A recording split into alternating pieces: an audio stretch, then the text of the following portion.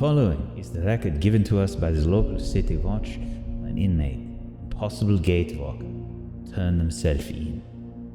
I will not burden this record with the nature of their supposed crimes, but will instead merely put down the inmate's own words. The record begins as follows. No. Those people in my house aren't my family. If you would let me tell you the things I have seen, you would understand why you must put me in your deepest cell and throw away the key. All I know is my body.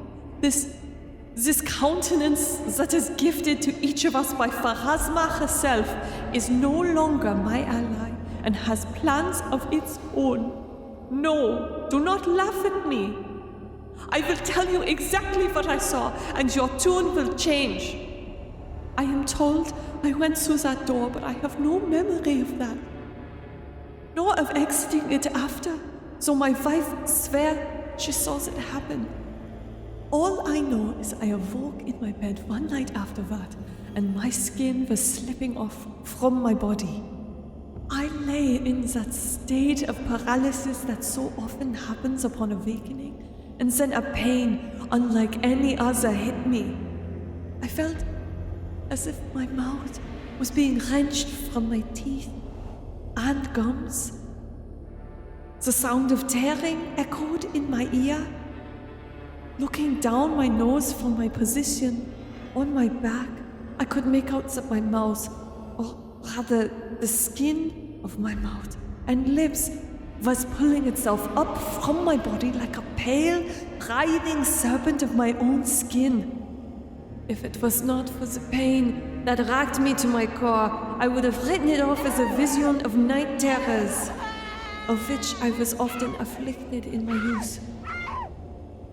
I tried to roll over to my wife to cry for help, but I was held still even as the separation of my skin continued apace. I managed to glance from the corner of my eye, but a thing of red, glistening meat and pale, yellow fat lay next to me in the shape of my beloved wife. At first, all I could see was a veil of crimson, but as the blood drained from my eyes to pool in their corners, I could see before me my skin twisting like a wraith at the foot of my bed. Beyond it, through the doorway, I saw the shape of my wife's skin. Her beautiful auburn hair plastered in gory chunks to her scalp as a flesh drapery of an arm beckoned to my own skin.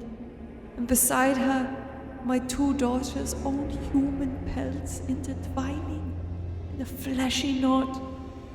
As the sound of eager keening arose from them. The rest of the inmate's confession is not of particular interest to our studies, so I will omit it from this record. Instead, I would like to further draw parallels from this account to that of patient 87A3, and will continue to do so in their respective case files.